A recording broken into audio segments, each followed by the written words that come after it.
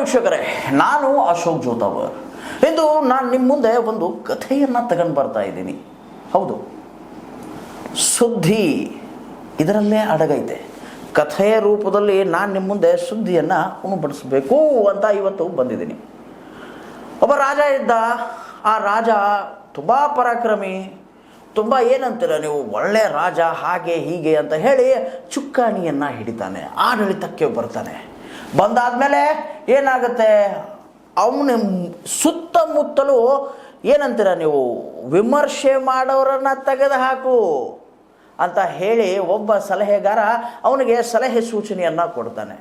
ವಿಮರ್ಶಕರನ್ನು ತೆಗೆದು ಹಾಕ್ತಾನೆ, ಚಮಚಗಳನ್ನು ತನ್ನ ಸುತ್ತಮುತ್ತಲು ಆವರಿಸ್ಕೊಂಡ್ಬಿಡ್ತಾನೆ. ಚಮಚಗಳೆಲ್ಲ ಏನು ಹೇಳ್ತಾರೆ, ಅಯ್ಯೋ ರಾಜ, ನೀನೇ ಇಂದ್ರ, ನೀನೇ ಚಂದ್ರ, ಹೊಗಳಿ ಹೊಗಳಿ ಅಟ್ಟಕ್ಕೇರಿಸ್ಬಿಡ್ತಾರೆ ಆ ರಾಜನ. ಆ ರಾಜ ಅಟ್ಟಕ್ಕೇರಿ ಕೂತ್ಕೊಂಡ್ಬಿಡ್ತಾನೆ. ಆಮೇಲೆ ಏನಾಗುತ್ತೆ, ಸಭಾಂಗಣದಲ್ಲಿ ಒಬ್ಬ ಮನುಷ್ಯ ಎದ್ದು ನಿಂತು, ರಾಜ ನೀನು ತಪ್ಪು ಮಾಡ್ತಿದ್ಯಾ ಅಂತ ಹೇಳಿ ನೇರ ದೃಷ್ಟಿ ಕಾಂಟ್ಯಾಕ್ಟ್ ಮಾಡ್ತಾನೆ, ಐ ಕಾಂಟ್ಯಾಕ್ಟ್ ಮಾಡ್ತಾನೆ. ಅವ್ನಿಗೆ ಹೇಳ್ತಾನೆ, ರಾಜ ನೀನು ತಪ್ಪು ಮಾಡ್ತಾ ಇದೀಯಾ. ಆವಾಗ ಅದೇನಾಗುತ್ತೆ, ನೇರವಾಗಿ ಅವ್ನು ನೋಡೋಕ್ಕಾಗ್ಲಾರ್ದೇ ಕನ್ನಡಿಯಲ್ಲಿ ನೋಡ್ತಾನೆ ಆ ರಾಜ. ಆ ಒಂದು ಏನಂತೀರ ನೀವು, ವಿರೋಧವಾದಂತಹ ಆ ಕಣ್ಣುಗಳನ್ನು ನೋಡಿದ ತಕ್ಷಣ ಒಂದು ಮಾತು ಹೇಳ್ತಾನೆ, ಇಲ್ಲಪ್ಪ ಇದು ವಿರೋಧಾಭಾಸ ಮೂಡಿಸಿದಂತಹ ಕನ್ನಡಿ ಇದೆ, ಈ ಕನ್ನಡಿಯನ್ನು ಒಡೆದಾಕ್ಬಿಡಿ. ಸಮಸ್ಯೆಯಿಂದ ಓಡಕ್ಕೆ ಹೋಗ್ತಾನೆ. ಇಲ್ಲಪ್ಪ ಅವ್ನಿಗೆ ಯಾಕೆ ವಿರೋಧ ಮಾಡ್ತಾವನೆ ಅಂತ ಕೇಳ್ತಾ ಇಲ್ಲ, ಯಾಕೆ ಅವನ ಕಣ್ಣಲ್ಲಿ ಒಂದು ರೀತಿಯಾದಂತಹ ಅಸಮಾಧಾನ ಐತೆ ಅಂತ ಕೇಳಲಿಲ್ಲ. ಆ ಕನ್ನಡಿನ ಒಡೆದಾಕ್ಸ್ಬಿಡ್ತಾನೆ. ಕನ್ನಡಿ ಒಡೆದಾದ ತಕ್ಷಣ ಏನಾಗ್ಬಿಡುತ್ತೆ, ಆ ಕನ್ನಡಿ ಸಾವಿರಾರು ಚೂರುಗಳಲ್ಲಿ ಮಾರ್ಪಾಡಾಗ್ಬಿಡುತ್ತೆ. ಪ್ರತಿಯೊಂದು ಚೂರಲ್ಲೂ ಕೂಡ ಎರಡು ಕಣ್ಣುಗಳು ಮತ್ತೆ ಅವನಿಗೆ ಕಾಣೋದಕ್ಕೆ ಸ್ಟಾರ್ಟ್ ಮಾಡ್ತವೆ. ಆವಾಗ ಮತ್ತೆ ತನ್ನ ಚಮಚಗಳನ್ನೆಲ್ಲ ಕರೆದ್ಬಿಟ್ಟು ಒಂದು ಮಾತು ಕೇಳ್ತಾನೆ, ಇಲ್ಲಪ್ಪ ಮತ್ತೆ ನನಗೆ ಅದು ಕಾಡ್ತಾ ಇದೆ, ವಿರೋಧಾಭಾಸದ ಕಣ್ಣುಗಳು ನೇರವಾಗಿ ನಾನು ನೋಡೋಕ್ಕಾಗಲಿಲ್ಲ, ಆದರೂ ಕೂಡ ಕನ್ನಡಿಯಲ್ಲಿ ನಾನು ನೋಡಿದೆ, ಬಟ್ ಆ ಕನ್ನಡಿ ಒಡೆದಾದ ತಕ್ಷಣ ಇವಾಗ ಸಾವಿರಾರು ಕಣ್ಣುಗಳನ್ನು ನಾನು ನೋಡಿದಾಗ ಆಗ್ತಾ ಇದೆ ಅಂತ ಹೇಳಿದಾಗ ಚಮಚಗಳು, ಅವನ ಸಲಹೆಗಾರರು ಒಂದು ಮಾತು ಹೇಳ್ತಾರೆ.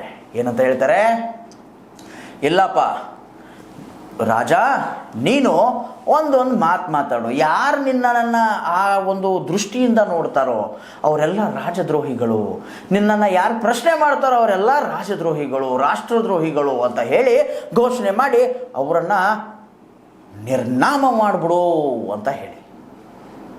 ಯಾರ ಬದಲಾಗಿ ಮಾತಾಡ್ತಿದ್ದೀನಿ, ಯಾರು ಕುರಿತಾಗಿ ಮಾತಾಡ್ತಿದ್ದೀನಿ, ನಿಮಗಂತೂ ಒಂದು ಮಾತು ಪ್ರಶ್ನೆ ಹುಟ್ಟಿರಲೇಬೇಕು. ನಾನು ಯಾರ ವಿರುದ್ಧ ಮಾತಾಡ್ತಿದ್ದೀನಿ, ಯಾರೀ ರಾಜ ಅಂತ ಗೊಂದಲವನ್ನು ಸ್ವಲ್ಪ ಸರಿಸ್ತೀನಿ. ಅವ್ರು ಯಾರೂ ಅಲ್ಲ, ನಮ್ಮ ದೇಶದ ಪ್ರಧಾನಮಂತ್ರಿ ನರೇಂದ್ರ ಮೋದಿಯವರು. ಅದೇ ರೀತಿ ಅವರ ಆಪ್ತ ಸಲಹೆಗಾರರಾದಂಥ ಅಮಿತ್ ಶಾ ಅವರು. ಚಮಚಗಳಂತಂದರೆ ಇಲ್ಲಿ ಮೀಡಿಯಾ ಬಂತು, ಎಲ್ಲ ಬಂತು. ಯಾಕೆ ಈ ಮಾತು ಹೇಳ್ತಾ ಇದ್ದೀನಿ ಅಂತಂತಂದರೆ, ಬಿ ಜೆ ಪಿಯಲ್ಲೇ ಅವರಲ್ಲೇ ಒಳಗುಟ್ಟುಗಳು ಎತ್ಕೊಳ್ತಾ ಇವೆ, ಎದ್ದೇಳ್ತಾ ಇವೆ, ಅವ್ರ ವಿರುದ್ಧ ಮಾತಾಡ್ತಾ ಇವೆ. ಯು ಪಿಯಿಂದ ಮಧ್ಯಪ್ರದೇಶ, ಬಿಹಾರ ಎಲ್ಲ ಕಡೆ ಬಿ ಜೆ ಪಿಗರು ಅವ್ರ ವಿರುದ್ಧನೇ ನಿಂತ್ಕೊಂಡು ಅವ್ರ ವಿರುದ್ಧ ಘೋಷಣೆ ಮಾಡ್ತಾ ಇದ್ದಾರೆ, ನಮಗೆ ಇಲ್ಲಿ ಅನ್ಯಾಯ ಆಗ್ತಾ ಇದೆ ಎಂದು. ಮುಂಬರುವ ಯು ಪಿ ಚುನಾವಣೆಯಲ್ಲಿ, ಈ ಬಾರಿ ಯು ಪಿ ಚುನಾವಣೆಯಲ್ಲಿ ಬಿ ಜೆ ಪಿ ಪತನ ಗ್ಯಾರಂಟಿ ಅಂತ ಹೇಳಿ ಅವರು ಕಾರ್ಯಕರ್ತರೆ, ಅವರು MP ಗಳು MLAಗಳು ಈ ಮಾತನ್ನು ಹೇಳ್ತಿದ್ದಾರೆ. ಯಾಕೆ ಈ ಮಾತು ಹೇಳ್ತಾ ಇದ್ದಾರೆ ಅಂತ ಮತ್ತೆ ನಿಮ್ಮ ಮನಸ್ಸಲ್ಲಿ ಪ್ರಶ್ನೆ ಮೂಡಿರಲೇಬೇಕು. ಅದಕ್ಕೂ ಕೂಡ ಉತ್ತರ ಐತೆ ಇಲ್ಲಿ. ಅವ್ರು ಹೇಳಿರುವಂಥ ಮಾತುಗಳೇನು ಅಂತ ಅಂದರೆ, ರಾಮನ ಹೆಸರಿನಲ್ಲಿ ಕೂಡಿದಂತಹ ಚಂದಾಚೋರಿ,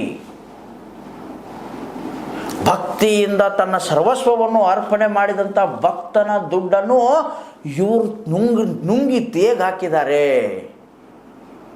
ಹೌದು, ರಾಜೀನಾಮೆ, ಅದಕ್ಕೆ ಯಾರು ಮೇನ್ ಪಾರ್ಟಿಗಳಿದ್ವೋ ಅವರು ರಾಜೀನಾಮೆ ನೀಡಿದ್ದಾರೆ. ಬಟ್ ಆದರೂ ಕೂಡ ರಾಜೀನಾಮೆ ಬೇಡ, ಅವರು ಜೈಲಿಗೆ ಹೋಗ್ಬೇಕು, ಅವ್ರನ್ನ ಗಲ್ಗೆ ಹಾಕಿಸ್ಬೇಕು ಅಂತ ಹೇಳಿ ಸಿಕ್ಕಾಪಟ್ಟೆ ಆಕ್ರೋಶದಿಂದ ಹಾರಾಡ್ತಾ ಇದ್ದಾರೆ. ಏನಿದು ಸುದ್ದಿ, ಸೂಕ್ಷ್ಮವಾದಂಥ ಒಂದು ಚೌಕಟ್ಟಲ್ಲಿ ನೋಡ್ಕೊಂಡು ಬರೋಣ ಬನ್ನಿ. ದೇಶದಲ್ಲಿ ಮೋದಿ ಹವಾ ಖುಷ್, ಅಂತಾರಾಷ್ಟ್ರೀಯ ಮಟ್ಟದಲ್ಲಿ ಚೀತು. ದೇಶದಲ್ಲಿ ಬಿಜೆಪಿ ಪತನಕ್ಕೆ ಕಾರಣರಾಗುತ್ತಾರೆ ಮೋದಿ. ಬಿಜೆಪಿಗರೇ ಮೋದಿ ವಿರುದ್ಧ ನಿಲ್ಲ ಗೆಲ್ಲುತ್ತಿದ್ದಾರೆ. ಪ್ರಭು ಶ್ರೀರಾಮನ ಹಣ ಕದ್ದಿದ್ದಕ್ಕೆ ಮೋದಿ ಕೈ ತಪ್ಪುತ್ತ ಶಾಸನ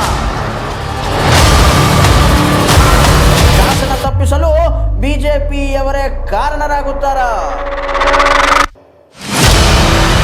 ಪ್ರಧಾನಿ ಮೋದಿ ಶಾಸನ ಕಾಲ ಹೌದು, ಇವೆಲ್ಲ ಇಂಪ್ಯಾಕ್ಟ್ ಮೂಡುತ್ತೆ. ಇಲ್ಲಿ ಯಾಕೆ ಮಾತು ಹೇಳ್ತಾ ಇದ್ದೀನಿ, ದೇಶದಲ್ಲಂತೂ ಮೋದಿ ಹವಾ ಫುಸ್ಸಾಗ್ತಾ ಇದೆ.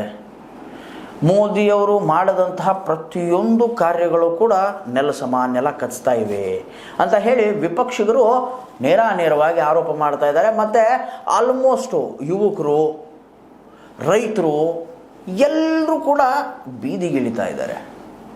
ಬೀದಿಗಿಳಿದು ಮೋದಿ ವಿರುದ್ಧ ಪ್ರತಿಭಟನೆ ಮಾಡ್ತಾ ಇದ್ದಾರೆ. ಯುವಕರಲ್ಲಿ 2 ಕೋಟಿ ನೌಕರಿಗಳನ್ನು ಕೊಡ್ತೀನಿ ಅಂತ ಆಶ್ವಾಸನೆ ಕೊಟ್ಟು ಚುಕ್ಕಾಣಿ ಹಿಡಿದಂತಹ ಪ್ರಧಾನಿ ನರೇಂದ್ರ ಮೋದಿಯವರು ಮಾಡಿರುವಂತಹ ಕೆಲಸ ಏನು? ಈ ಒಂದು ಕಳೆದ 3 ಎಲೆಕ್ಷನ್ಸ್ ಮುಗಿದು ಹೋಯಿತು. 3 ಬಾರಿ ಚುನಾವಣೆಯಲ್ಲಿ ಚುನಾಯಿತರಾಗಿ ಬಂದು ಪ್ರಧಾನಿಯಾದಂಥ ನರೇಂದ್ರ ಮೋದಿಯವರು ಮಾಡಿದ್ದಾದರೂ ಏನು? ಎಲ್ಲ ಖಾಸಗೀಕರಣ. ತನ್ನ ಮಿತ್ರರಾದಂತಹ ಅದಾನಿಯವರ ಕೈಯಲ್ಲಿ ದೇಶದ ಏನಂತೀರ ನೀವು, ಮೀಡಿಯಾ ಕೊಟ್ಟರು, ದೇಶದ ಕೋಲ್ ಕೊಟ್ಟರು, ದೇಶದ ಇಂಧನ ಕೊಟ್ಟರು, ಎಲ್ಲ ಕೊಟ್ಟರು. ದೊಡ್ಡ ಕಂಪನಿಗಳು ಕೂಡ ಅವ್ರ ಕೈಯಲ್ಲೇ ಇಟ್ಟರು. ಕಾಡು ಕೊಟ್ಟರು, ನಾಡು ಕೊಟ್ಟರು, ಹೈವೇ ಟೆಂಡರ್ಸ್ಗಳನ್ನು ಕೊಟ್ಟರು. ಎಲ್ಲ ಕೊಟ್ಟು ಇವಾಗ ದೇಶದ ಜನತೆಯ ಕೆಂಗಣ್ಣಿಗೆ ಗುರಿಯಾಗಿದ್ದಾರೆ ಪ್ರಧಾನಿ ನರೇಂದ್ರ ಮೋದಿಯವರು. ದೇಶದಲ್ಲಿ ಅಷ್ಟೇ ಅಲ್ಲ, ಅಂತಾರಾಷ್ಟ್ರೀಯವಾಗೂ ಕೂಡ. ಆಸ್ಟ್ರೇಲಿಯಾಗೆ ಪ್ರಧಾನಿ ನರೇಂದ್ರ ಮೋದಿಯವರು ವಿಸಿಟ್ಗೆ ಹೋಗಿದ್ರು. ಅಲ್ಲಿ ಗೋ ಬ್ಯಾಕ್ ನರೇಂದ್ರ ಮೋದಿ ಅನ್ನುವಂತಹ ಫಲಕಗಳು ಕಂಡು ಬಂದವು. ಅಲ್ಲೂ ಕೂಡ ಒಬ್ಬರು PTC ಅಂದರೆ ಪೀಸ್ ಟು ದ ಕ್ಯಾಮ್ರಾ ಮಾಡ್ತಾ ಒಬ್ಬ ಜರ್ನಲಿಸ್ಟ್ ಹೇಳ್ತಾನೆ, ನಿಜವಾದ ಜರ್ನಲಿಸ್ಟ್, ನಿಜವಾದ ಪತ್ರಕರ್ತರನ್ನು ದೂರ ಆಗಿಟ್ಟು ಇವರು ತಾವೇ ಕೈ ಇಟ್ಕೊಂಡು ಹೋಗ್ತಾ ಇದ್ದಾರೆ. ಅದೇ ಬೇರೆ ದೇಶದ ಯಾರಾದರೂ ಪ್ರಧಾನಿ ಬಂದರೆ, ಪ್ರೆಸಿಡೆಂಟ್ ಬಂದರೆ, ಮುಖ್ಯಸ್ಥರು ಬಂದರೆ ನಮ್ಮನ್ನೆಲ್ಲ ಒಗ್ಗೂಡಿಸ್ಕೊಂಡು ಬರ್ತಾರೆ. ಪ್ರಧಾನಿ ನರೇಂದ್ರ ಮೋದಿಯವರು ಬಂದರೆ ಸಾಕು, ನಮ್ಮನ್ನೆಲ್ಲ ದೂರ ಇಟ್ಟುಬಿಡ್ತಾರೆ. ಆಸ್ಟ್ರೇಲಿಯಾ ಗೌರ್ಮೆಂಟ್ ಇದ್ದಿದ್ದು ಅನ್ನುವಂಥ ಆರೋಪವನ್ನು ನೇರವಾಗಿ ಒಬ್ಬ ಪತ್ರಕರ್ತ ಮಾಡ್ತಾನೆ. ಅಂತಾರಾಷ್ಟ್ರೀಯವಾಗಿ ಯಾಕೆ ಈ ಮಾತು ಕೇಳ್ತಾ ಇದ್ದೀನಿ, ಪ್ರತಿ ವರ್ಷವೂ ಆ ಟೂರು ಈ ಟೂರು ಹಾಗೆ ಹೀಗೆ ಅಂತ ಎಲ್ಲ ಹೇಳಿ ಸಾವಿರಾರು ಕೋಟಿ ಹಣವನ್ನು ಟ್ರಾವೆಲಿಂಗ್ ಮೇಲೆ ಖರ್ಚು ಮಾಡ್ತಿರ್ತಕ್ಕಂಥ ನಮ್ಮ ಪ್ರಧಾನಿ ನರೇಂದ್ರ ಮೋದಿಯವರು ಇಲ್ಲಿವರೆಗೂ ಕೂಡ ಎಷ್ಟು ದೇಶಗಳ ಬೆಂಬಲವನ್ನು ಪಡ್ಕೊಂಡಿದ್ದಾರೆ? ದೊಡ್ಡ ಯಕ್ಷ ಪ್ರಶ್ನೆ ಇದು. ಪುಲ್ವಾಮಾ ಅಟ್ಯಾಕ್ ಆದಾಗ ಎಷ್ಟು ದೇಶಗಳು, ಎಷ್ಟು ರಾಷ್ಟ್ರಗಳು ಭಾರತಕ್ಕೆ ಬಂದು ಬೆಂಬಲ ನೀಡಿದ್ವು? 0 ಅಲ್ವಾ? ಮೊನ್ನೆ ಅಷ್ಟೇ ಏನಂತೀರ ನೀವು, ಪ್ರಧಾನಿ ನರೇಂದ್ರ ಮೋದಿಯವರು ಇರಾನಕ್ಕೆ ಒಂದು ಸಾಂತ್ವನ ಹೇಳಲಿಲ್ಲ ಅನ್ನುವಂತಹ ಗುಡುಗು ಕೂಡ ಜೋರಾಗಿ ಅಂತು. ಬಟ್ ಇರಾನ್ ನಮಗೋಸ್ಕರ ಮಾಡಿದ್ದಾದರೂ ಏನು, ಅದು ಕೂಡ ಒಂದು ಪ್ರಶ್ನೆ ಅಲ್ವಾ? ಇರಾನ್ ಮಾಡಿರೋದೇನಪ್ಪ ಅಂತಂತಂದರೆ ನಮಗೆ ಓಪನ್ ಆಗಿ ಹೇಳ್ತೋದು, ತಗೊಂಡೋಗಿ ನಿಮ್ಮ ಕರೆನ್ಸಿಯಲ್ಲೇ ನಾವು ನಿಮ್ಗೆ ಎಣ್ಣೆ ಕೊಡ್ತೀವಿ, ತಗೊಂಡೋಗಿ ಅಂತ. ಬಟ್ ಅಮೆರಿಕದ ಭಯಾಗೆ, ಅಮೆರಿಕಾಗೆ ಇಷ್ಟೊಂದೆಲ್ಲ ಸಪೋರ್ಟ್ ಮಾಡ್ತಿರ್ತಕ್ಕಂಥ ಪ್ರಧಾನಿ ನರೇಂದ್ರ ಮೋದಿಯವರು ನಿಜಕ್ಕೂ ಅಮೆರಿಕದವರು ಏನಾದರೂ ನಮಗೆ ಕಷ್ಟ ಆದರೆ, ನಮಗೆ ಸಂಕಷ್ಟದಲ್ಲಿ ನಾವು ಬಿದ್ಕೊಂಡ್ಬಿಟ್ರೆ ಬಂದು ಸಪೋರ್ಟ್ ಮಾಡ್ತಾರ? ಬಂದು ಕೈ ಹಿಡಿದು ನಮ್ಮನ್ನು ಎತ್ತಾರ? ಇಲ್ಲ. ಮತ್ತೆ ಮಧ್ಯಸ್ಥಿಕೆ ಮಾಡಿಸೋದಕ್ಕೆ ಪಾಕಿಸ್ತಾನ ಹೋಯಿತು. ಪಾಕಿಸ್ತಾನಲ್ಲಿ ಹೀರೋ ಆಯಿತು. ರೂಪಾಯಿ ಪ್ರತಿದಿನ ಬೀಳ್ತಾನೆ ಇದೆ. ಡಾಲರ್ದು ಮೊತ್ತ ಏರ್ತಾನೆ ಇದೆ. ಪೆಟ್ರೋಲಿಯಂ ರೇಟ್ ಏರ್ತಾನೆ ಇದೆ. ಪ್ರತಿ ಬ್ಯಾರೆಲ್ ರೇಟ್ ಕಡಿಮೆ ಆದರೂ ಕೂಡ ಮತ್ತೆ ಏರ್ತಾ ಇದೆ ಪೆಟ್ರೋಲ್ ರೇಟ್.